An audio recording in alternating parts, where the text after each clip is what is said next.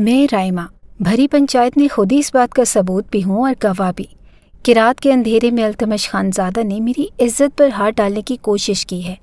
और मैं गांव की वो कमज़ोर लड़की नहीं हूँ जो इस बात पर खामोश हो जाए। मुझे इंसाफ चाहिए। भरी पंचायत में राइमा के गूंजते हुए ये अल्फाज वहाँ मौजूद हर इंसान को मबहूत कर गए थे। कुछ देर पहले ये पंचायत गांव के पानी के मसले पर बिठाई गई थी, लेकिन अचानक ही राइमा वहाँ तनतनाती हुई पहुंची और बिना किसी लिहाज के पंचायत के चबूतरे पर चढ़कर भरे मजमे के सामने अल्तमश खानज़ादा को बदकार करार दे दिया। हर किसी पर जैसे सख्तातारी हो गया था, क्योंकि राइमा और कोई नहीं अल्तमश की मामूजाद बहन थी। उसके कहे गए लफ्ज़ों की वही वक़्त थी जो खुद खानज़ादा ख़ानदान के किसी मर्द के अल्फाज की होती है। इसीलिए तमाम निगाहें अल्तमश और राइमा पर जम गई। धीमी धीमी सरगोशियों ने जन्म लिया और अल्तमश के वजूद में कांटे से चुभने लगे। वो जो कुछ देर पहले सफ़ेद कॉटन की कड़क शलवार कमीज़ में पंचायत का सबसे मुअज़्ज़ज़ मर्द नज़र आ रहा था, लम्हे भर में राइमा ने उसके गुरूर को खाक में मिला दिया। उसका बस चलता तो वो उठकर राइमा के मुंह पर 2 तमाचे जुड़ देता, लेकिन वो जानता था कि ऐसी हरकत उसे और ज़लील कर देगी। उसने गुस्से भरी नज़र अपने मामू पर डाली जो खुद पंचायत में मौजूद थे और अपनी बेटी की बात सुनकर हक्का बक्का रह गए। जब उनकी नज़रें अल्तमश से मिली तो जैसे नज़रों ही नज़रों में माफ़ी मांगी और फिर उठकर राइमा के पास गए। उसे बाजू से खींचते हुए सख्त लहजे में बोले कि पागल हो गई हो क्या? क्या बकवास कर रही हो? माफ़ी मांगो मुझसे, बेवकूफ़ लड़की, कहीं भी कुछ भी बोल देती हो। उन्होंने इतनी सख्ती से राइमा को झंझोड़ा कि वो दंग रह गई। बाबा, मैं सच कह रही हूँ, रात के अंधेरे में वो मेरे कमरे में आया था। उसने मेरी चादर खींची, मेरा दुपट्टा नोचकर उसी से मेरा मुंह बांधने की कोशिश की। अगर मैं वक्त पर मुज़ाहमत ना करती तो न जाने क्या हो जाता। वो और भी कुछ कहना चाहती थी, मगर जिलानी साहब ने उसके मुंह पर ज़ोरदार थप्पड़ दे मारा, वही थप्पड़ जो अल्तमश उसके मुंह पर मारना चाहता था। बेगैरत, बेशर्म, बेहया, कम से कम ये तो सोचो कि कहाँ खड़ी हो और क्या बक रही हो। अपने बाप की इज्जत को मिट्टी में मिला रही हो। अल्तमश न सिर्फ तुम्हारी पुप्पो का बेटा है बल्कि इस गांव का होने वाला सरदार है, पंचायत का एक मुअज़्ज़ज़ फर्द और एक इज्जतदार मर्द। तुम उस पर इतना घिनौना इल्ज़ाम लगा रही हो। अभी और इसी वक्त अगर तुमने सबके सामने माफ़ी ना मांगी तो मेरा मरा हुआ मुँह देखोगी। बाप की धाड़ सुनकर राइमा की आंखें फटी की फटी रह गई। उसने सोचा तो भी ना था कि उसका अपना बाप उसके खिलाफ हो जाएगा, जबकि वो सच कह रही थी। मगर बाप के दबाव के बावजूद उसने माफ़ी न मांगी, बल्कि अल्तमश की आंखों में आंखें डालकर बोली, मैं अपनी बात पर कायम हूँ। मैं माफ़ी चाहता हूँ आप सबसे और अल्तमश बेटे तुमसे भी। शायद मेरी तरबियत में कोई कमी रह गई है। शहर की हवा ने मेरी बेटी का दिमाग ख़राब कर दिया है। जिलानी साहब को समझ नहीं आ रहा था कि उस नाजुक मामले को कैसे संभालें। मामू, आपको माफ़ी मांगने की ज़रूरत नहीं है। मुझे यकीन है कि आपकी बेटी को कोई गलत फहमी हुई है, लेकिन अगर बात राइमा की इज़्ज़त की है तो मैं अज़ाला करने को तैयार हूँ। मुझे राइमा से निकाह करने में कोई एतराज़ नहीं, क्योंकि हमारे गांव का उसूल है कि अगर कोई लड़का किसी लड़की की हक तलफ़ी करे तो सारी ज़िंदगी उसके हकूक़ अदा करे, और मैं भी राइमा का हक सारी ज़िंदगी अदा करने के लिए तैयार हूँ। मैं राइमा से निकाह करना चाहता हूँ। ये वो अल्फाज थे जिन्हें सुनते ही राइमा के तन बदन में आग लग गई। तुम्हारी हिम्मत भी कैसे हुई ऐसी फजूल बात करने की? पहले मेरे कमरे में घुसकर मेरी इज्जत पामाल करने की कोशिश की और अब निकाह की बात कर रहे हो। ये निकाह तुम्हारे गुनाह को नहीं छुपा सकता। इस पंचायत में मैं खुद तुम्हें सज़ा सुनाऊंगी। वो पूरी ताकत से उसके सामने डटी हुई थी, लेकिन जिलानी साहब ने उसे घुमा कर एक और थप्पड़ मारा। खबरदार, जो एक लफ्ज़ और कहा। ये मेरी बहन का ससुराल है और जिस पर तुम इल्ज़ाम लगा रही हो ना, वो मेरा भांजा है। मैं जानता हूँ तुम्हारी फितरत। अब एक और लफ्ज़ मत बोलना। और जहाँ तक इज़्ज़त की बात है, इतनी बेइज्जती और बदनामी हो चुकी है कि अब मैं खुद चाहता हूँ कि तुम्हारा निकाह हो जाए। मैं तुम्हें अपने साथ शहर नहीं ले जाना चाहता। ये सब शहरी हवा का असर है जो तुम हर बात की तमीज़ भूल गई हो। जिलानी साहब के ये अल्फाज राइमा के होश उड़ा गए थे। निकाह का इंतज़ाम करवाएं, अभी और इसी वक्त निकाह होगा। जिलानी साहब की आवाज़ गूंजी और पंचायत में एक लम्हे को खामोशी छा गई, मगर अगले ही पल हर तरफ से सरगोशियाँ और बड़बड़ाहटें सुनाई देने लगी। कुछ लोग हैरत से एक दूसरे की तरफ देख रहे थे। राइमा ने सुना तो जैसे कदमों तले ज़मीन निकल गई। वो तेज़ी से आगे बढ़ी और कांपती आवाज़ में बोली, नहीं, میں یہ نکاح نہیں کرنا چاہتی۔ جیلانی صاحب کا چہرہ سرخ ہو گیا۔ وہ اس کے قریب آئی اور سب کے سامنے اسے بازو سے سختی سے تھام کر ایک طرف لے گئے۔ دانت پیستے ہوئے بولے، اگر تم نے انکار کیا تو میں تمہاری ماں کو اسی وقت طلاق دے دوں گا۔ سن رہی ہو نا؟ برسوں سے جو میرے ساتھ جی رہے ہیں وہ ایک لمحے میں سڑک پر آ جائے گی۔ تمہاری ماں کا سر جھک جائے گا اور تم خود اس کی بربادی کی سبب بنو گی۔ اگر وہ مر بھی گئی تو جان لو کہ تم اس کی قاتل ہوگی۔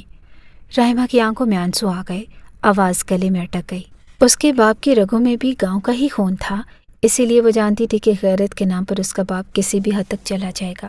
ایک پل کو وہ کچھ بول ہی نہ سکی۔ ماں کی خاموش آنکھیں اور سالوں کی ریاست سب آنکھوں کے سامنے تیرنے لگا۔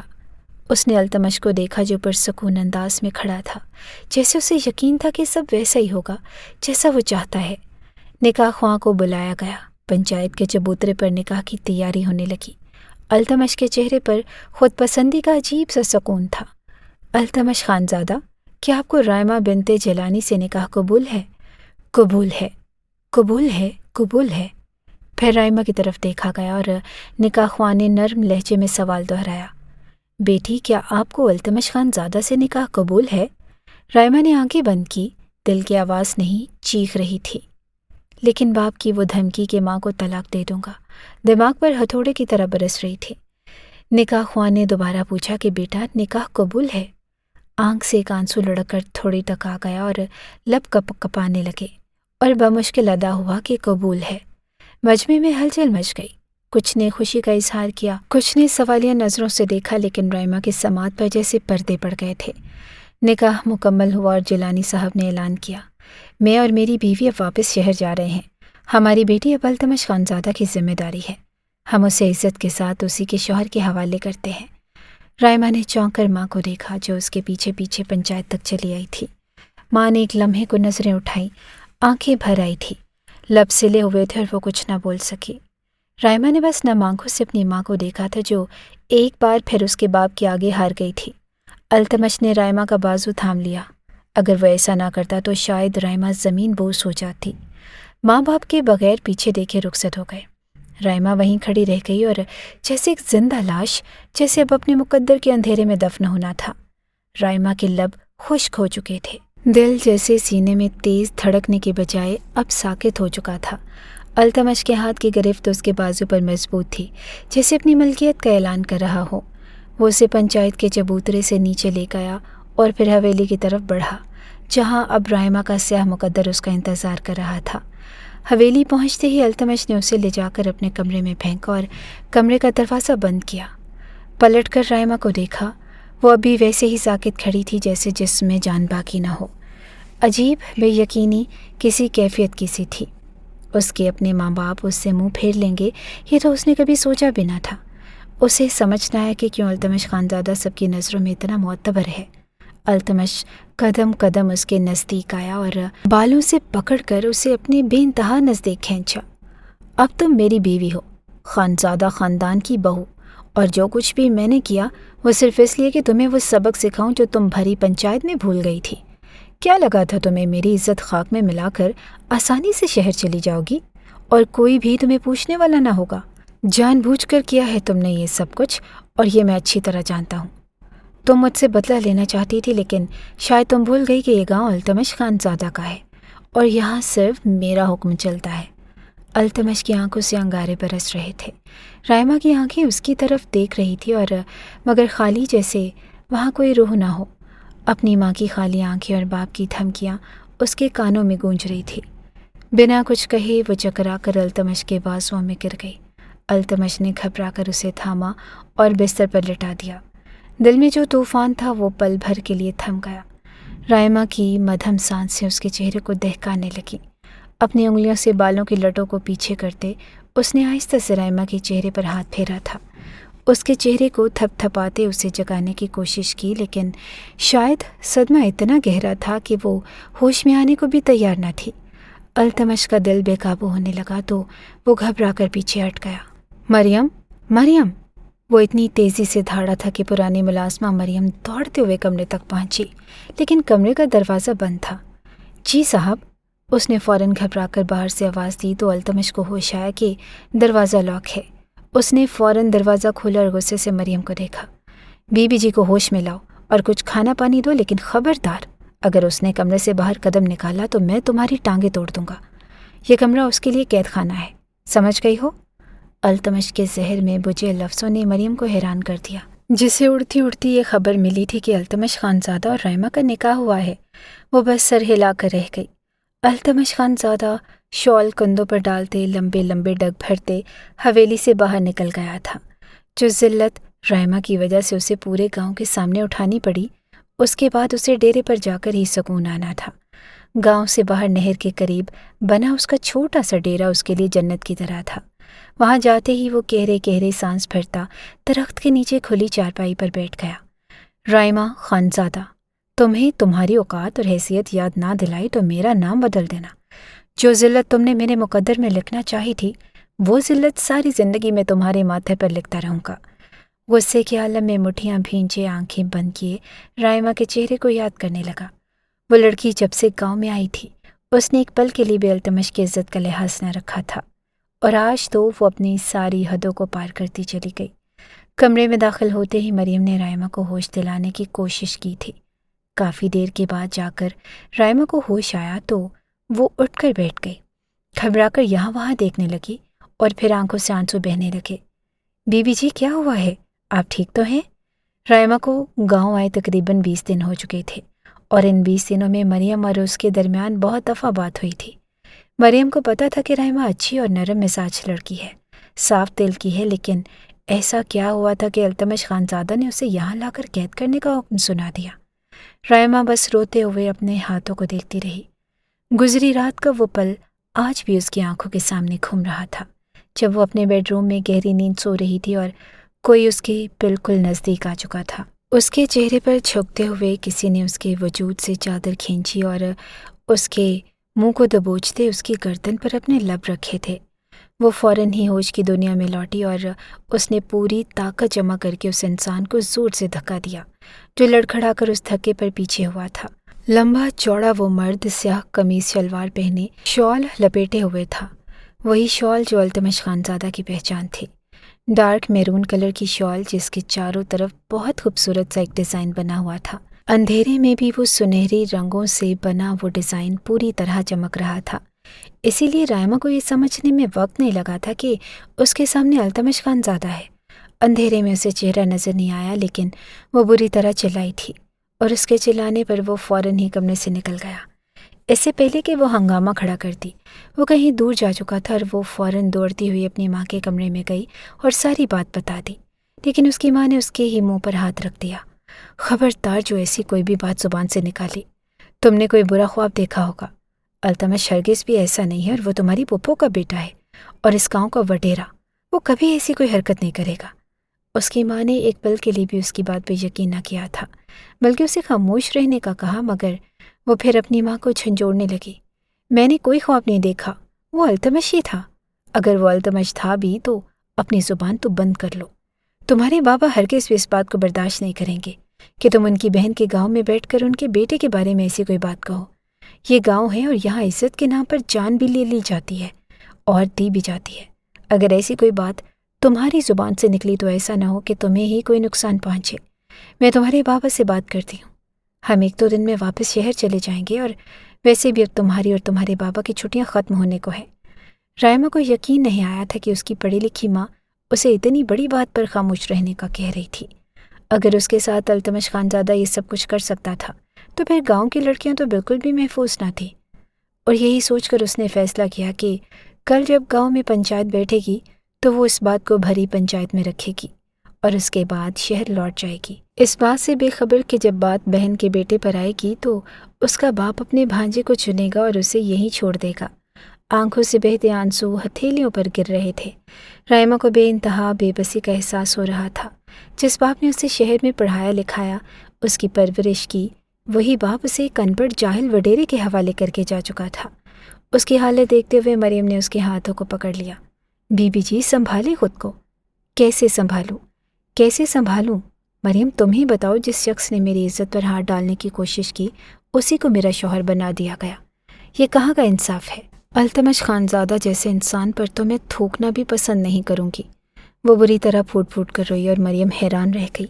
بی جی آپ کو کوئی غلط فہمی ہوئی ہے، التمش سائیں ایسے ہرگز بھی نہیں ہیں، وہ تو عورت ذات کی بہت عزت کرتے ہیں۔ مریم کی بات پر رائمہ نے نفرت سے اسے دیکھا اور ایک زوردار دھکا دیا۔ دفع ہو جاؤ تم بھی یہاں سے، اچھی طرح جانتی ہوں کہ سب غلام ہیں التمش خانزادہ کے، لیکن میں اس کی غلامی نہیں کروں گی۔ اس کے لہجے میں اترتی بغاوت نے مریم کے رونگٹے کھڑے کر دیے۔ وہ جانتی تھی کہ رائمہ کی عادت کیسی ہے اور التمش خانزادہ اپنی عزت کو لے کر کتنا سخت۔ مریم خاموشی سے کمرے سے باہر نکلی اور پھر تھوڑی دیر کے بعد کھانے کی ٹرے لے جا کر رائمہ کے آگے رکھ دی اور کمرے کا دروازہ لاک کر دیا۔ لاک کی آواز پر رائمہ ایک لمحے کو چونکی۔ اسے سمجھ نہیں آیا کہ دروازے کو لاک کیوں کیا گیا، اور پھر جیسے چند سیکنڈز میں اسے ہوش آ گیا تو کیا اب وہ ساری زندگی قید خانے میں گزارنے والی تھی؟ یہ سوچ کر ہی اس کی روح کانپ اٹھی۔ وہ جو شہر میں اپنا MBA مکمل کرنے والی تھی، آج اس گاؤں میں ایک قیدی کی حیثیت سے التمش خانزادہ کی بیوی بن کر موجود تھی۔ آنکھیں بند کرتے اس نے فراز کو یاد کیا، جو شہر میں اس کا نہ صرف بیسٹ فرینڈ تھا بلکہ اس کے لیے جذبات بھی رکھتا تھا۔ کاش فراز تم کسی طرح یہاں آؤ اور مجھے یہاں سے نکال لو۔ اپنے ماں باپ سے تو اب اسے کوئی امید ہی نہ رہی تھی، اسی لیے اس نے دل سے فراز کو پکارا اور بنا کھانا کھائے ایسے ہی بستر پر لیٹ گئی۔ ساری رات التمش خانزادہ لوٹ کر نہ آیا تھا اور وہ ساری رات جاگتی رہی، کبھی آنسو بہتے تو کبھی سسکیاں گونجتی۔ دل کا درد تھا کہ ختم ہونے کا نام ہی نہیں لے رہا تھا۔ اگلی صبح گاؤں میں سورج نکلا مگر رائمہ کی دنیا اندھیری ہی رہی۔ التمش نے اسے ایک ایسے کمرے میں بند کر دیا تھا جہاں کھڑکیاں تک نہ تھیں، نہ روشنی نہ ہوا، صرف گھڑی کی سوئیوں کو دیکھ کر اسے پتہ چلا تھا کہ دن نکل آیا ہے، ورنہ اور کوئی صورت نہ تھی کہ اسے پتہ چلتا کہ صبح کا سورج روشن ہو چکا ہے۔ نہ کوئی آواز کانوں میں پڑ رہی تھی اور نہ ہی کوئی منظر دیکھنے کو تھا۔ سفید دیواریں اور بڑے بڑے قیمتی پردے، بیڈ کے پیچھے لگے التمش خانزادہ کی وہ بڑی سی تصویر جو اس کی روح کو جھلسانے کے لیے کافی تھی۔ جب جب رائمہ کی نظر اس تصویر پر پڑتی، دل میں انگاروں نے مزید بھڑکنا شروع کر دیا تھا۔ گھڑی نے دوپہر کے 2 بجائے تو مریم اس کے لیے کھانا لے کر چلی آئی۔ رات والی ٹرے ویسے ہی رکھی تھی اور رائمہ نے یہ کھانے کی ٹرے بھی اٹھا کر دور پھینک دی۔ نہ اسے کچھ کھانا تھا نہ پینا تھا۔ کہاں ہے تمہارا التمش خانزادہ؟ بلاؤ اسے۔ کیا لگتا ہے کہ تمہارے سائیں کو قید رکھ سکتا ہے وہ مجھے یہاں پر؟ ہرگز بھی نہیں۔ میں پولیس کو بلاؤں گی اور تمہارے سائیں کے خلاف ایسی ہی کارروائی کرواؤں گی کہ ساری زندگی اپنی عزت بچانے کے لیے اپنا منہ چھپا کر گھومے گا۔ غصے اور نفرت سے چنگھاڑتی وہ اس بات سے بے خبر تھی کہ دروازہ کھولے التمش خانزادہ کمرے میں داخل ہو چکا تھا۔ رائمہ کا رخ دوسری طرف تھا لیکن مریم کا چہرہ دروازے کی طرف۔ جیسے ہی اس کی نظر سائیں پر پڑی، وہ جلدی سے گرتی پڑتی کمرے سے نکل گئی اور التمش نے دروازہ لاک کر دیا۔ دھیمے دھیمے قدم اٹھاتے وہ رائمہ کے نزدیک پہنچا۔ یہ شوق بھی پورا کر کے دیکھ لو رائمہ التمش خانزادہ۔ اپنا فون آگے بڑھاتے وہ بغور اسے دیکھ رہا تھا۔ لو کال کرو پولیس کو اور بلا لو اپنی مدد کے لیے۔ موبائل اس کے سامنے پھینکتے اپنے بازو سینے پر لپیٹے اور رائمہ کی نظر اس کی شال پر جمی ہوئی تھی۔ بنا کچھ کہے وہ بس اپنی جگہ کھڑی رہی۔ التمش نے ایک نظر نیچے زمین پر پڑے کھانے پر ڈالی اور افسوس سے سر ہلا کر رہ گیا۔ تم شہر والوں کو اناج کی قدر نہیں ہوتے۔ گاؤں والوں سے پوچھو کہ یہ اناج کیا ہے تو وہ تمہیں بتائیں گے کہ یہ ان کا خون پسینہ ہے۔ کھانا نہیں کھانا چاہتی تو بھوکی مرو، لیکن اگر اناج ضائع کیا تو اگلی بار فصل لگانے سے پہلے تمہیں اسی زمین میں اتار دوں گا اور پھر اس پر بیج ڈالوں گا۔ وہ گراتے ہوئے نزدیک ہوا تو رائمہ کی جان ہوا ہونے لگی۔ وہ کتنی ہی بہت دور اور پڑھی لکھی کیوں نہ تھی، التمش جیسے لمبے چوڑے وڈیرے کے آگے کچھ بھی نہ تھی۔ اگر تمہیں لگتا ہے کہ تم پولیس کو بلاؤ گی اور یہاں سے چلی جاؤ گی تو اپنا یہ شوق پورا کر کے دیکھ لو، لیکن یاد رکھنا کہ جس زمین پر تم کھڑی ہو وہ التمش خانزادہ کی ہے اور یہاں قانون بھی میرا ہے اور انصاف بھی میں ہی کرتا ہوں۔ میرا انصاف تو تم دیکھ ہی چکی ہو نا۔ دھیرے سے اس کے بالوں کی لٹوں کو چھیڑتے ہوئے التمش نے اس کے تن بدن میں آگ لگا دی تھی۔ خبردار جو مجھے ہاتھ لگانے کی کوشش کی، اسی ناپاک ارادے سے میرے کمرے میں آئے تھے نا تم۔ میں جان تو دے سکتی ہوں لیکن اپنے وجود پر تمہارا سایہ ہرگز بھی برداشت نہیں کروں گی۔ 2 قدم پیچھے ہٹتے اس نے منہ پھیرا تھا۔ اس کے لفظوں نے التمش کی روح کو جھلسا دیا۔ وہ جو رات بھر ڈیرے پر جاگتا رہا، اپنی سرخ انگار آنکھیں لیے تیزی سے رائمہ کی طرف بڑھتے ہوئے اسے اپنے بازوؤں میں سمیٹ چکا تھا۔ رائمہ اس اچانک حملے کے لیے تیار نہ تھی اور اسی لیے وہ بے خبری میں پوری طرح اس کی گرفت میں آ چکی تھی۔ सांस रोके उसने अल्तमश की सुर्ख सूजी आंखों में झांका और एक लम्हे को उसकी रीढ़ की हड्डी सनसना उठी। अल्तमश की आंखों में जो तूफान उसे नजर आ रहा था वो किसी बर्बादी का ही पेशखेमा हो सकता था। अल्तमश उसे तेजी से बिस्तर पर धकेलते उस पर हावी हुआ। अगर मुझे तुम्हें हासिल करना होता तो रात के अंधेरे की ज़रूरत ना होती। मैं अल्तमश खानज़ादा दिन की रोशनी में भी तुम्हें हासिल कर सकता था। ना तुम इतनी खूबसूरत हो और ना इतनी ख़ास कि मैं रात को छुप छुप कर तुम्हारे दीदार के लिए तुम्हारे कमरे में आऊँ। तुम्हें लगता है कि तुम शहर से आई हो, मॉडर्न कपड़े पहनती हो और बाल खोलकर बिना दुपट्टे के अजीब से होलिये में सारे गांव में घूमती हो, तो ये गांव के मर्द तुम पर मरते हैं। ये तुम्हें इसलिए देखते हैं कि उन्होंने आज तक गांव में किसी लड़की को इतना बेहया नहीं देखा। उन्हें मुफ्त में तुम्हारा जिस्म देखने को मिलता है, इसीलिए आंखें फाड़ फाड़ कर देखते हैं। और तुम्हें ये खुशफहमी हो चुकी है कि तुम खूबसूरत हो। तुम में और डेरे पर नाचने के लिए आने वाली औरतों में ज़्यादा फ़र्क नहीं है। अल्तमश ने अपने लफ्ज़ों से उसके सीने को छलनी किया था। एक लम्हे में उसकी औकात कोड़ियों की मोल कर दी और उसे छोड़कर पीछे हट गया। मैं तो तुम्हें इस काबिल भी नहीं समझता कि अपनी कुर्बत दूँ। तुम जैसी औरतों को अल्तमश खानज़ादा अपनी चूती के बराबर भी नहीं रखता। शुक्र करो कि तुम्हारे बाप की इज़्ज़त की खातिर तुमसे निकाह कर लिया, वरना वहीं उसी जगह तुम्हें तुम्हारे झूठ पर उल्टा भी लटका सकता था और कोड़े भी लगवा सकता था।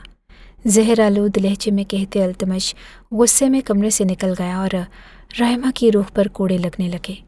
क्या वो इतनी बेवकूफ़ थी, इतनी बुरी कि वो उसे नाचने वालियों से कंपेयर कर चुका था, जबकि वो खुद क्या था? रात के अंधेरे में उस पर हमलावर होने वाला एक हवसज़दा मर्द। उसके जाते ही रायमा ने बेडशीट उतार कर ज़मीन पर फेंकी, तकिए भी फाड़ डाले और साइड टेबल पर रखी चीज़ों को तहस नहस करना शुरू कर दिया। कमरे का दरवाज़ा बाहर से लॉक था और एक बार फिर वो उसी कैद खाने में बंद हो चुकी थी। धीरे धीरे वक्त गुजरने लगा, लेकिन न उसके बाप ने पलट कर पूछा, न उसकी माँ ने और न ही पुप्पो ने कभी उसके कमरे का रुख किया था। और वो 25 दिन की छुट्टियाँ जो वो बहुत खुशी से गाँव में गुजारने आई थी, उसके गले का तौक बन गई। उसका समर ब्रेक आया तो उसने घूमने का इरादा किया और फिर उसके बाबा ने ही कहा कि हम गांव चलते हैं। बहुत अरसा हो गया तुम्हारी पुप्पो से मुलाकात नहीं हुई, और वो राज़ी हो गई, जबकि उसकी माँ ने सख्ती से मना किया कि हमें गांव नहीं जाना। मगर रायमा को खुद भी गांव एक्सप्लोर करने का काफ़ी शौक़ था। रायमा की माँ ने दबे दबे लफ्ज़ों में उसे समझाना चाहा कि गाँव और गाँव का माहौल उसके लिए बिल्कुल भी नहीं, मगर उसे अपनी माँ की बात समझ नहीं आई थी और वो अपने बाबा और माँ के साथ गाँव चली आई थी। गांव की हदूद में दाखिल होते ही उसे अंदाज़ा हुआ कि यहाँ सब कुछ बहुत मुख्तलिफ था। वो जो जीन्स पर स्लीवलेस टॉप पहने हुए गांव के मर्द उसे फटी फटी निगाहों से देख रहे थे, और फिर जब हवेली के सहन में जाकर उनकी जीप रुकी, वो जीप से उतरी तो सामने ही बड़े से गार्डन में खड़े अल्तमश खानज़ादा पर उसकी नज़र गई। ऑफ वाइट कमीज़ शलवार पर वो कांधों पर अजरक डाले किसी औरत से बात करने में मसरूफ़ था। और फिर जैसे ही अल्तमश खानज़ादा ने फारिग होकर जीप की तरफ नज़र डाली तो उसकी पहली ही नज़र रायमा से टकराई और आंखों में गुस्सा उदाया था। उसकी अम्मा ने बताया था कि गांव से उसके मामू और मामी आ रहे हैं, लेकिन ये नहीं बताया था कि साथ उनकी बेटी भी आ रही है, और वो भी ऐसे हुलिये में। जीन्स के ऊपर स्लीवलेस टॉप, बिना दुपट्टे के बाल खुले। वो यहाँ से वहाँ हर चीज़ को ऐसे देख रही थी जैसे सब कुछ बहुत ही बुरा और हकीर हो। मामू की खातिर वो मुस्कुराहट चेहरे पर लाए उनकी तरफ बढ़ा और फिर गले मिलते हुए खुशी से उन्हें खुश आमदीद कहने लगा। कई सालों बाद उसके मामू गांव आए थे। भाई के आने पर अल्तमश खानज़ादा की माँ भी बहुत खुश थी, लेकिन रायमा के चेहरे के तासुरात ने उनकी खुशी को मांद कर दिया। ना ही वो पुप्पो से बहुत गर्मजोशी से मिली और ना ही वो गाँव की किसी चीज़ को अच्छा समझ रही थी, बल्कि उसने तो अल्तमश को भी ऐसे देखा जैसे वो कोई गुंडा मवाली हो। रायमा की नज़र में वो एक अनपढ़ गंवार वडेरा था और कुछ नहीं। रायमा, उसके माँ बाप जब अपने कमरों में फ़्रेश होने के लिए चले गए तो अल्तमश ने अपनी अम्मा से नाराज़गी का इज़हार किया था। कम से कम अपनी भतीजी को गांव के कुछ रिवाज ही समझा देती, ताकि जब वो दोबारा अपने कमरे से निकले तो अपना हुलिया मुनासिब कर ले। अल्तमश का खून खोल रहा था।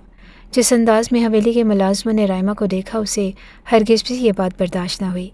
वो उसके ख़ानदान से ताल्लुक़ रखती थी और उसकी इज़्ज़त थी। अल्तमश बेटे, वो भी गाँव आई हैं। अगर मैं उसे इस तरह की कोई भी बात कहती तो वो यकीनन बागी होने लगती। शहर की पली बड़ी लड़की है और पहली बार गाँव आई है, उसे संभलने का मौका दो। 1-2 दिन वो खुद गाँव वालों को देखेगी तो समझ जाएगी कि उसका ये हुलिया यहाँ के लिए मुनासिब नहीं। अल्तमश की अम्मा ज़रीना बेगम ने उसे मोहब्बत से समझाते हुए खामोश करवा दिया। مگر ریسٹ کرنے کے بعد شام کے وقت جب رحمہ اپنے کمرے سے نکلی تو اس کا حلیہ وہی پہلے جیسا ہی تھا، بس ٹی شرٹ چینج ہوئی تھی، لیکن وہی سلیو لیس ڈیپ نیک ٹی شرٹ تھی اور جینس بھی بہت ہی زیادہ فٹڈ تھی۔ بالوں کو اونچا کر کے پونی بندھی ہوئی تھی اور کانوں میں بڑی بڑی بالیاں تھیں۔ بلا شبہ وہ بے انتہا خوبصورت تھی، لیکن التمش کی نظروں میں وہ صرف بے حیا تھی، جسے اس بات کا بھی لحاظ نہ تھا کہ حویلی میں غیر مرد بطور ملازم موجود تھے۔ اس نے ہی سارے ملازموں کو حویلی سے باہر رہنے کا حکم دے دیا، اس وقت تک کے لیے جب تک رائمہ اور اس کی فیملی موجود تھی۔ لیکن اس کا کوئی فائدہ نہ ہوا، کیونکہ شام کی چائے کے بعد رائمہ بنا کسی کو بتائے گاؤں کی سیر کے لیے نکل گئی۔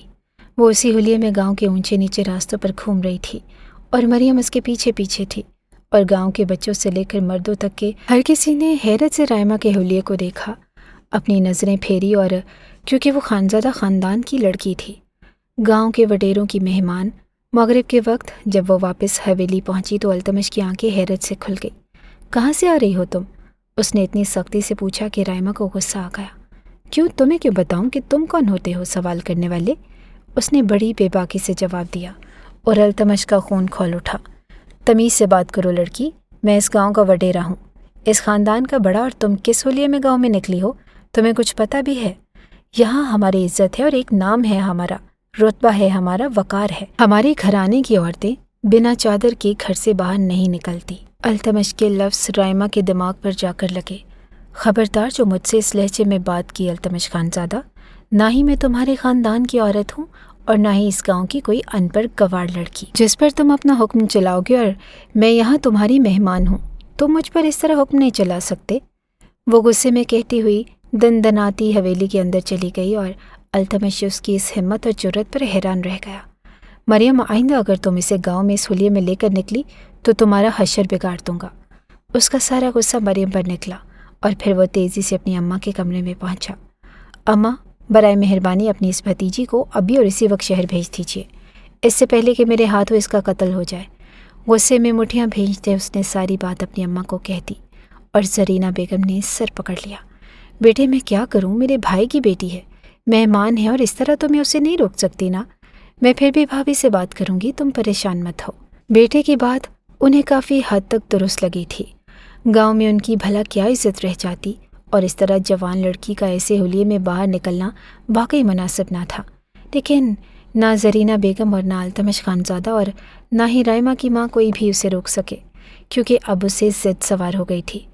وہ صبح ہوتے ہی اپنے عجیب و غریب لباس اور کبھی کبھی تو شارٹ سکرٹ میں گاؤں کی گلیوں میں نکل جاتی، زبردستی گھومتی پھرتی، کنویں پر جاتی تو کبھی فصلوں کے بیچ موبائل لے کر سیلفیز لینے لگتی۔ اسے اب التمش خانزادہ سے چڑ ہو چکی تھی، اور اس نے طے کر لیا تھا کہ وہ ہر حال میں اسے زج کر کے رہے گی، جبکہ التمش بس کبھی نظریں چراتا، کبھی لبوں پر تالا لگاتا، اور کبھی غصے میں مٹھیاں بیچ کر نظریں ہی پھیر لیتا۔ 25 دن بس کسی بھی طرح گزرنے لگے، اور پھر اس کے بعد وہ کبھی اس لڑکی کو دوبارہ نہ دیکھتا۔ لیکن 15 دن بعد ہی کچھ ایسا ہوا کہ سب کچھ بدل کر رہ گیا۔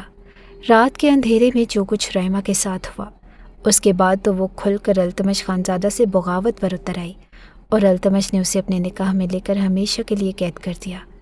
آگے کیا ہونا تھا اسے خود نہیں معلوم تھا، وہ بس فراز کو یاد کرتی رہتی، اور اسے یقین تھا کہ فراز اس کی تلاش کرتے ہوئے ضرور آئے گا۔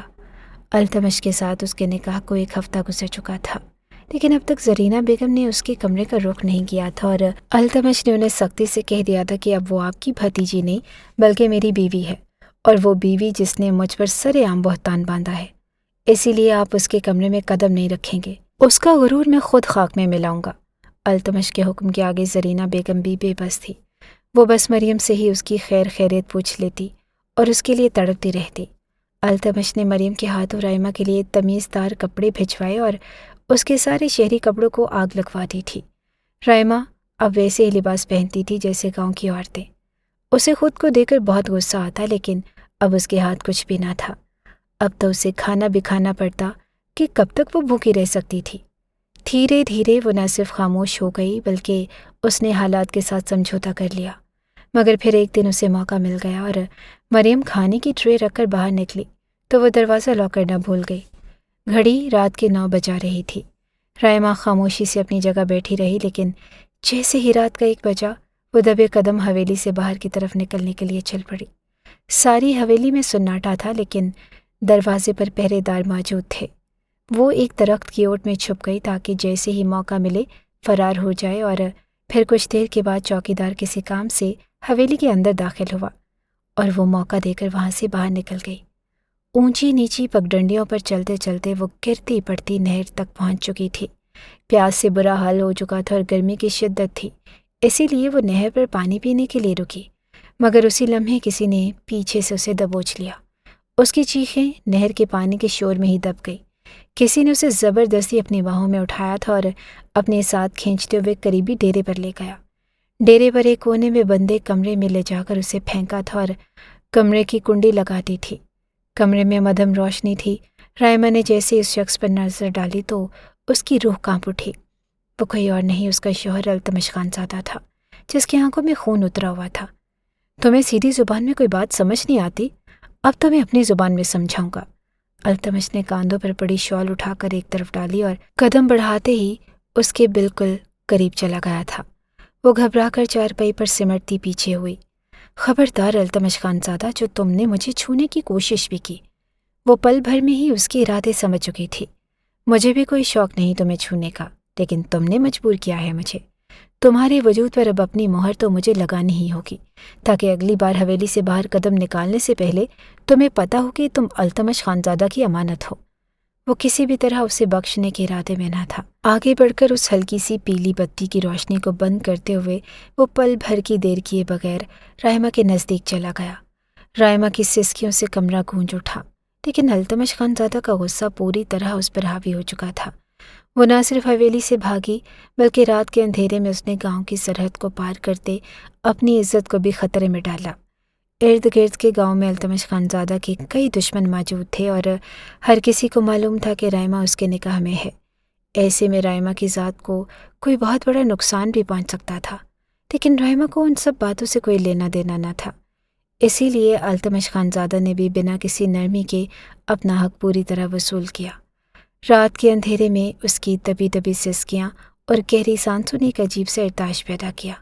ماحول میں ایک گھٹن تھی، ایک حبس، اور اس سے کہیں زیادہ گھٹن رائما کے اندر اتر چکی تھی۔ اس کا بس چلتا تو وہ خود اپنے ہاتھوں سے اپنی جان لے لیتی۔ بہت دیر کے بعد جب التمش خان زادہ نے اسے کھل کر سانس لینے کی آزادی دی اور پیچھے ہٹا تو رائما نے جلدی سے خود کو اپنے دوپٹے میں چھپا لیا۔ التمش خان زادہ، جو تم اس رات نہ کر سکے وہ تم نے نکاح کے نام پر اب کر لیا۔ تم وہی ہو جو میں تمہیں سمجھتی ہوں، بد کردار، بے حیا اور بے غیرت مرد۔ رائما نے سسکتے ہوئے اس کی مردانگی پر حملہ کیا اور آگے بڑھ کر التمش نے اگلے ہی پل اس کے چہرے پر اپنی انگلیاں اتاری تھی۔ خبردار جو آئندہ میرے حوالے سے ایسی کوئی بات کی۔ اس دن تم نے مجھ سے بدلہ لینے کے لیے بھری پنچایت میں جو الزام مجھ پر لگایا، آج میں نے بس اسی کو سچ ثابت کیا ہے۔ شکر ادا کرو کہ کوئی حرام کام نہیں کیا، ایک حلال رشتہ اور حلال تعلق بنایا ہے تم سے، ورنہ چاہتا تو یہ سب کچھ بنا نکاح کے بھی کر سکتا تھا۔ اٹھو اور تیار ہو جاؤ، واپس حویلی چلنا ہے۔ اسے حکم سناتے وہ باہر نکلنے لگا۔ نہیں جاؤں گی میں حویلی، اور نہ ہی تیار ہوں گی، ایسے ہی بیٹھی رہوں گی یہاں۔ صبح ہوگی اور گاؤں کے لوگ آئیں گے تو انہیں خود پتہ چلے گا کہ التمش خان زادہ ایک بھیڑیا ہے اور کچھ نہیں۔ ٹھیک ہے، لباس نہیں پہننا چاہتی تو کوئی بات نہیں، میں ایسے ہی تمہیں لے چلتا ہوں۔ اس نے آگے بڑھ کر رائما کی گرد اپنی شال لپیٹی اور اسے سختی سے دوبارہ اپنی باہوں میں اٹھا لیا۔ اس کے ارادوں کو جانتے وہ بری طرح چلانے لگی۔ خبردار جو شور مچایا، گاؤں اکٹھا ہوگا تو تمہیں سولی میں دیکھے گا۔ میں تو کہہ دوں گا کہ ہم نہر کے پاس ہنی مون منا رہے تھے، تم سوچ لو کہ گاؤں والوں کا سامنا کیسے کرو گی۔ اب تو بیوی ہو میری اور الزام بھی نہیں لگا سکتی ہو۔ التمش کے چہرے پر طنزیہ مسکراہٹ آئی۔ منت بھرے انداز میں اس کی جانب وہ دیکھنے لگی۔ پلیز مجھے نیچے اتار دو، میں خود چل رہی ہوں۔ وہ فوراً ہی سیدھی ہوئی تھی اور التمش نے اسے آزاد کیا تو رائما نے جلدی سے اپنا لباس پہنا اور پھر التمش کے پیچھے خاموشی سے حویلی کے اندر داخل ہو گئی۔ اسے واپس کمرے میں بند کرتے التمش نے چوکی دار کی شامت بلوائی تھی اور ساتھ ہی حویلی کے سارے ملازموں کو بھی ایک ہی لائن میں کھڑا کر دیا۔ اگر آج کے بعد رائما اس حویلی سے باہر قدم نکالنے میں کامیاب ہوئی تو تم سب کبھی اپنے پیروں پر کھڑے نہیں ہو سکو گے۔ یہ التمش خان زادہ کا حکم ہے کہ وہ کسی صورت اس حویلی سے باہر ایک قدم بھی نہیں رکھے گی۔ وہ اس قدر غصے سے بھرا ہوا تھا کہ چاروں طرف سناٹا ٹھہر گیا۔ التمش کو یہ فکر تھی کہ اگر رائما اس کے ہاتھ نہ لگتی اور کسی اور کے ہتھے چڑھ جاتی تو کیا ہوتا، اس کی عزت ہمیشہ کے لیے برباد ہو جاتی۔ وہ دوبارہ رائما کے کمرے میں نہ گیا اور وہ اسی طرح ایک قیدی کے انداز میں اپنے کمرے میں بند تھی، اور پھر دن رات ہفتے سب ایک جیسے گزرنے لگے۔ ہر روز التمش آتا، کبھی طنز کرتا، کبھی خاموش رہتا، کبھی بس سرد نگاہوں سے اسے دیکھتا، اور کبھی زبردستی اسے اپنی ملکیت جتاتا۔ رائما کی آنکھیں بانسو بھی نہ بہاتی تھی، وہ جیسے اندر ہی اندر مر چکی تھی۔ التمش اس کی قربت چاہتا تو وہ خاموشی سے خود کو اس کے حوالے کر دیتی کہ بچانے کے لیے کچھ نہ تھا، مگر ایک رات جب التمش شراب کے نشے میں چور آیا تو بنا کسی لحاظ کے اس نے رائما کو اپنی باہوں میں بھر لیا، اس پر اپنا جنون، اپنی شدتیں لٹانے لگا۔ رائما نے خود کو چھڑوانے کی کوشش کی تو وہ زہر آلود لہجے میں اسے جکڑتے ہوئے اپنے نزدیک کر چکا تھا۔ تمہیں کیا لگتا ہے کہ میں صرف تمہیں سزا دے رہا ہوں؟ نہیں رائما، تم میری ضد بن گئی تھی۔ جب تم نے میری تذلیل کی، میرے مرد ہونے پر سوال اٹھایا، تب میں نے قسم کھائی تھی کہ تمہیں اپنی بیوی بنا کر رہوں گا، اور اب دیکھو تم میری ہو، صرف میری۔ جس گاؤں کی گلیوں میں تم میری عزت رونتی پھرتی تھی، اب اس گاؤں کی ہوا بھی میں نے تم پر حرام کر دی ہے۔ تم نے مجھے اپنی بیوی تو بنا لیا التمش، لیکن کبھی مجھے حاصل نہیں کر سکو گے۔ میرا وجود تمہارا ہو چکا ہے، لیکن میری روح کبھی تمہاری نہیں ہو سکتی۔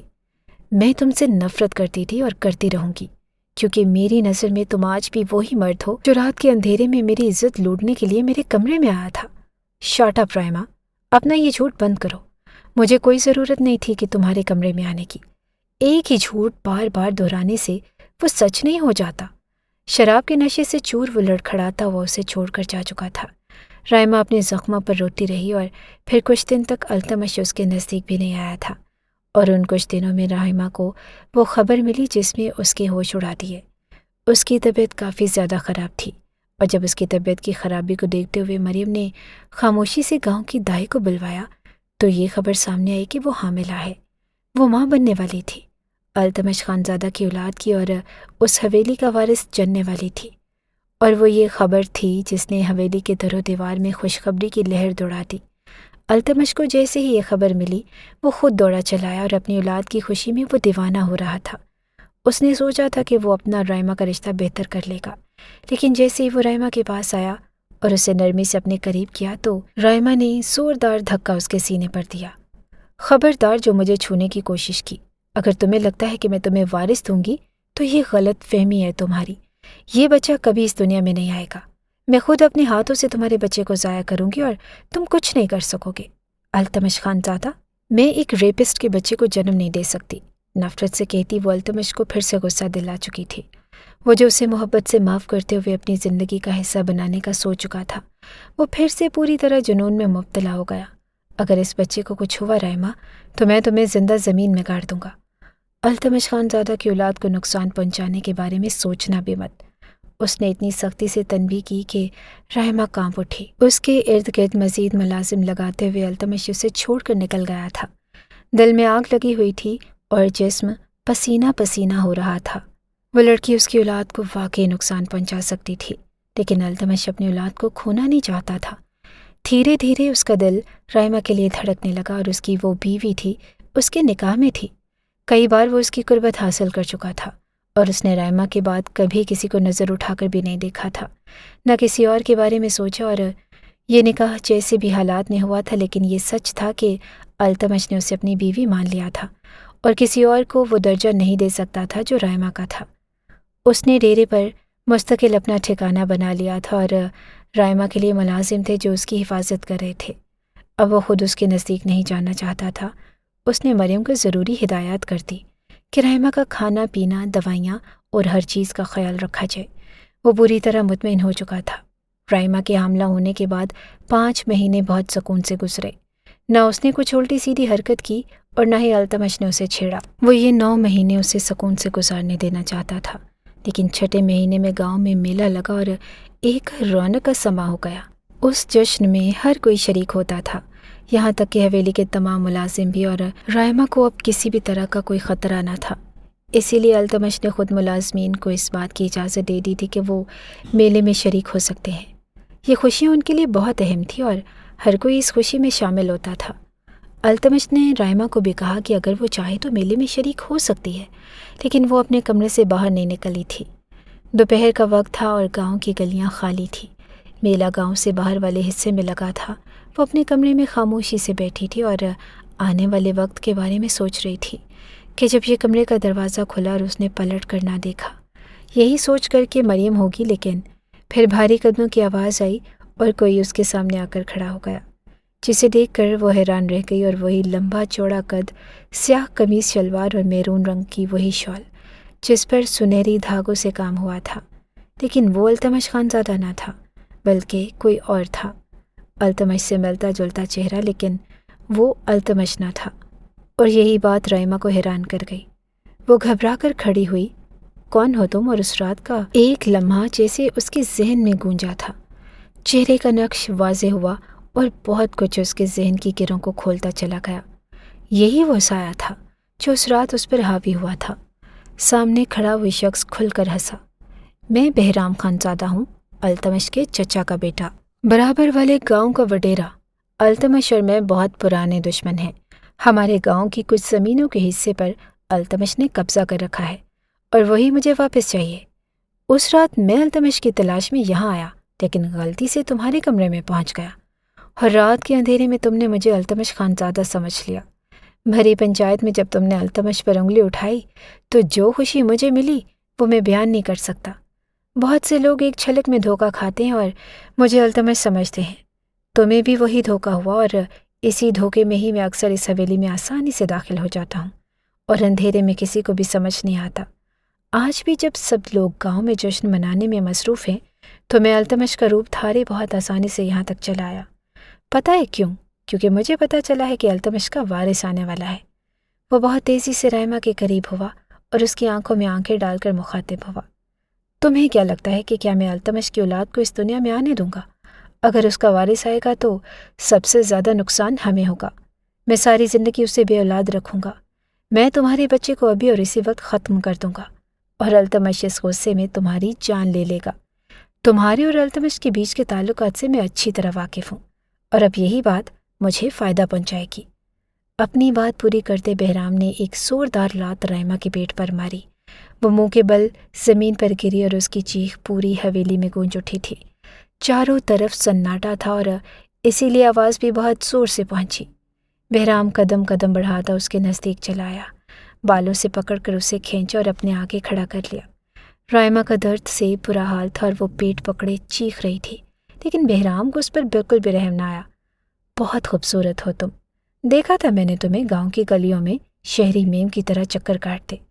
تمہارا وہ خوبصورت ٹاپ جس میں تمہارا آدھا وجود چھلک رہا تھا، یقین جانو میری تو اسی دن تم پر نیت خراب ہو گئی تھی، لیکن بس تم میرے ہاتھ نہ لگ سکی۔ مگر آج موقع بھی ہے اور وقت بھی کہ میں تمہیں پوری طرح حاصل کر لوں۔ رائما کو بستر پر دھکا دیتے اس نے اپنی آستینوں کے کف کھولے اور شال اتار کر ایک طرف پھینکی۔ رائما التمش کا نام لے کر اسے پکارنے لگی تھی، اور بہرام کے کہے چاروں طرف گونجنے لگے۔ تمہارا شوہر گاؤں کے میلے میں مصروف ہے، اسے اس بات سے کوئی فرق نہیں پڑتا کہ تم یہاں اکیلی ہو۔ اسے لگتا ہے کہ اس کا گاؤں بہت محفوظ ہے۔ اسے آج تک کبھی یہ نہیں پتہ چل سکا کہ میں اس کے روپ میں کئی بار اس کے گاؤں میں اس کی حویلی میں داخل ہو چکا ہوں۔ آج تو یہاں تمہیں بچانے کے لیے کوئی بھی نہیں۔ تیزی سے رائما کے نزدیک وہ آیا، لیکن اس سے پہلے کہ وہ رائما کے اوپر حاوی ہوتا، پیچھے سے کسی نے اسے کھینچ کر دور پھینکا اور رائما کی آنکھوں نے التمش کو دیکھا تھا۔ پیٹ پکڑے درد سے تڑپتی رائما نے التمش کی طرف التجا بھری نظروں سے دیکھا، جیسے کہہ رہی ہو کہ مجھے بچا لو۔ التمش پر ایسا جنون سوار ہوا کہ بنا رکے وہ بہرام کو مارتا ہی چلا گیا۔ التمش کے آدمی بھی پیچھے سے چلے آئے تھے اور انہوں نے بہرام کو اٹھا کر حویلی سے باہر گھسیٹا۔ التمش تیزی سے رائما کے قریب آیا اور دائی کو بلایا گیا۔ بچہ محفوظ تھا، لیکن رائما کی حالت بہت خراب تھی۔ شہر لے جانا ہوگا بی بی جی کو، ڈاکٹر ہی سارے ٹیسٹ کر کے صحیح طریقے سے بتائیں گے کہ کتنا نقصان پہنچا ہے اور آگے کیا ہوگا۔ دائی نے صاف لفظوں میں رائما کو شہر لے جانے کی ہدایت کی، اسی لیے التمش نے فوراً اسے اپنے باہوں میں بھرا اور گاڑی میں ڈال کر شہر کے لیے نکل پڑا تھا۔ رائما اپنے ہوش و حواس کھو چکی تھی۔ گردن ڈھلکائے وہ گاڑی کی سیٹ پر پڑی تھی اور 5 گھنٹے کے سفر کے بعد وہ شہر پہنچے اور ڈاکٹر نے بتایا کہ سب کچھ ٹھیک ہے، بس رائمہ میں خون کی بہت کمی ہے اور وہ خوفزدہ ہو گئی ہے، اسی لیے بے ہوش ہے، اور خدا کا شکر تھا کہ بچے کو کوئی نقصان نہیں پہنچا تھا، ورنہ بہرام نے کوئی کسر نہ چھوڑی۔ 2 دن ہاسپٹل میں ایڈمٹ رہنے کے بعد اسے ڈسچارج کر دیا گیا تھا۔ ان 2 دنوں میں ان کے درمیان کوئی بھی بات نہ ہوئی تھی۔ رائمہ بالکل خاموش تھی۔ میں تمہیں تمہارے پیرنٹس کے پاس چھوڑ رہا ہوں رائمہ، جو کچھ بہرام نے کیا اس کی سزا اسے گاؤں کی پنچایت میں مل جائے گی۔ میں تمہیں مزید کوئی تکلیف نہیں پہنچانا چاہتا۔ میں جانتا ہوں کہ تم گاؤں میں خوش نہیں ہو، اسی لیے تم اب شہر میں اپنے والدین کے ساتھ رہ سکتی ہو۔ تمہارے پیٹ میں میری اولاد ہے اور میں اسے دستبردار نہیں ہو سکتا۔ جنم دو گی تو میں اپنی اولاد لے جاؤں گا اور پھر تم میری طرف سے آزاد ہوگی۔ میں زبردستی مزید تمہیں اس رشتے میں نہیں باندھوں گا۔ تم نے جو الزام مجھ پر لگایا تھا وہ جھوٹا تھا اور یہ بات وقت نے ثابت کر دی، لیکن میں تمہیں قصورور نہیں ٹھہراتا۔ یہ میری اور میرے خاندان کی غلطی ہے کہ ہم تمہیں اپنے دشمن سے بچا نہیں سکے۔ وہ ہماری حویلی میں گھس کر تم پر وار کر گیا اور ہم بے خبر رہے۔ اس کے لیے میں تم سے معافی چاہتا ہوں۔ التمش واقعی بہت شرمندہ تھا۔ اسے اب یہ پتہ چل گیا تھا کہ رائمہ نے اس پر جھوٹا الزام نہیں لگایا تھا بلکہ غلط فہمی کی بنا پر الزام لگایا تھا۔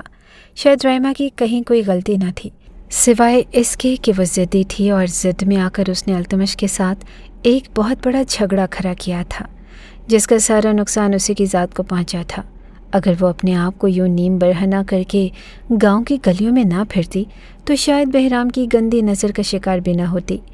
التمش اس سے چھوڑ کر واپس جانے کے لیے پلٹا تھا، لیکن رائمہ نے خود اسے آواز دے کر روک لیا۔ پلیز التمش، مجھے چھوڑ کر نہ جائیں، مجھے آپ کے ساتھ گاؤں جانا ہے۔ یہ بچہ صرف آپ کا نہیں میرا بھی ہے اور اسے ہم دونوں کی ضرورت ہے۔ رائمہ کی آنکھوں میں آنسو تھے۔ پچھلے 2 دنوں میں وہ جس خود احتسابی کے عمل سے گزری تھی، اس کے بعد اس کے حصے میں سوائے شرمندگی کے اور کچھ نہیں تھا۔ اسی نے ہی تو ضد باندھی تھی، غلط الزام لگایا تھا اور پھر اپنی بات پر ڈٹ گئی تھی۔ التمش نے حیرت سے پلٹ کر اسے دیکھا، جیسے یقین نہ آیا ہو۔ وہ جو رائمہ کے لیے جذبات رکھنے لگا تھا اسے اندازہ نہ تھا کہ رائمہ بھی دھیرے دھیرے اب اس کی عادی ہو گئی تھی، اس رشتے کو قبول کر رہی تھی، اور اب تو سچ سامنے آنے پر وہ پوری طرح التمش کو قبول کر چکی تھی۔ رائمہ، مجھے نہیں لگتا کہ تم گاؤں میں ایڈجسٹ کر سکتی ہو، دھیرے سے کہتے ہوئے اس نے رائمہ کے بالوں کو چھوا۔ ان بالوں سے اسے عشق تھا، لیکن وہ کبھی رائمہ کو بتا نہیں سکا تھا۔ جہاں آپ ہوں گی وہاں میں ہر حال میں ایڈجسٹ کر لوں گی۔ محبت ہو گئی ہے مجھے آپ سے، جان چکی ہوں کہ میں ہی غلط راستے پر تھی۔ آپ نے تو کبھی مجھ پر کوئی بری نظر نہیں ڈالی، اس وقت تک اپنا حق نہ جتایا جب تک میں نے حویلی کو دہلیز کے پار نہ کیا۔ میں نے ہی آپ کو ہر برے قدم کے لیے مجبور کیا، اور آج مجھے اچھی طرح اس بات کا ادراک ہو چکا ہے۔ میں آپ کے ساتھ چل رہی ہوں۔ التمش کا ہاتھ تھامے وہ گاؤں جانے کے لیے تیار تھی۔ التمش نے بے اختیار اسے اپنے سینے میں سمٹایا۔ بہت محبت کرتا ہوں میں تم سے رائمہ، جو کچھ میں نے کیا اس پر مجھے افسوس ہے۔ میں ساری زندگی اس کا ازالہ کرنے کے لیے تیار ہوں۔ آنکھوں میں آتی نمی کو چھپاتے وہ بہت نرمی سے اس کے کانوں میں سرگوشی کر رہا تھا۔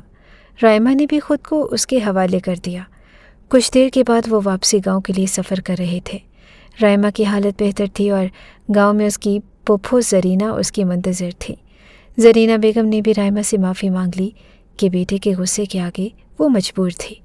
رائمہ نے دل سے انہیں معاف کر دیا تھا اور پنچایت نے بہرام خان زادہ کو سزا سنا دی تھی، اور اب ساری زندگی کے لیے بہرام خان زادہ پر بہت سی پابندیاں عائد ہو چکی تھی، خاص کر تجارتی پابندیاں۔ التمش پہلے سے کہیں زیادہ بڑھ کر رائمہ کا خیال رکھنے لگا۔